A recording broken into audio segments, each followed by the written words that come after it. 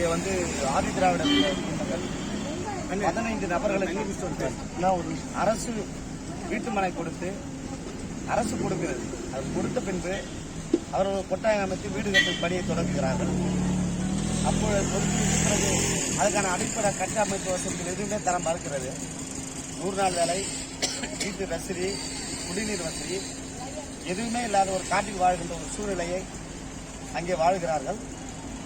அது மட்டுமல்ல, அந்த பஞ்சாயத்தில் இருக்கக்கூடிய ஆலப்புதூர் பஞ்சாயத்தில் இருக்கக்கூடிய தலைவர் ஒரு எஸ்சி வகுப்பை ஆதிராவிட வகுப்பை சார்ந்த ஒரு நபர். அவர் ஏதோ குறுகிய எண்ணமாக தான் என்று எங்களுக்கு தெரியவில்லை. செல்வி பாண்டியன்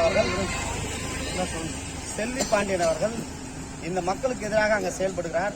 அவரே அந்த கொட்டகையை பிடிக்கி தள்ளுவது, பல்வேறு சமூக விரோத செயல்களில் இந்த தலித்து மக்களுக்காக சேவை வந்த அந்த நபர், மக்கள் பிரதிநிதி சொல்லக்கூடிய செல்வி பாண்டியன் அவர்கள், அவங்க இந்த மாதிரியான சமூக விரோத செயலில் ஈடுபடுறாங்க. அந்த மக்கள் மீதே வன்முறையை ஏவி விடுறாங்க. இது வன்மையாக கண்டிக்கத்தக்கது.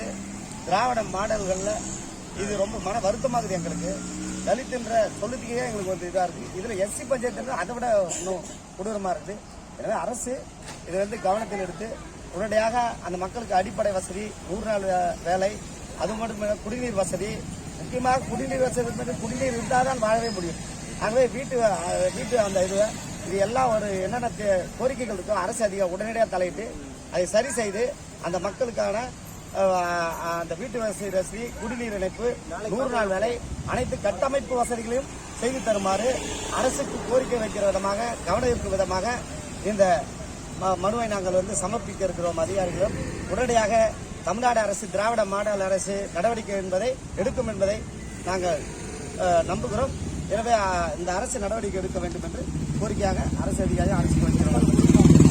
15க்கும் மேற்பட்ட குடும்பங்கள் அங்கே வசிக்கிறார்கள். அங்கே எந்தவித அடிப்படை கட்டமைப்பு, குடிநீர் கிடையாது, எந்த ஒரு வசதியுமே கிடையாது. 100 நாள் வேலையை கொடுக்க மறுக்கிறது பஞ்சாயத்து நிர்வாகம். ஒரு சாதாரண பழங்குடி மக்கள் எப்படி வாழ முடியும்? சாதாரண ஏழை எளிய மக்கள் எப்படி வாழ முடியும்?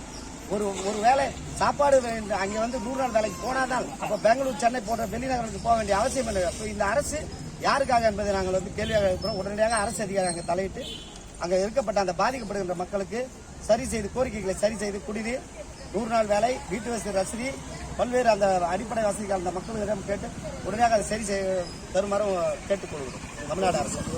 என் பேர் வெங்கடேசன்.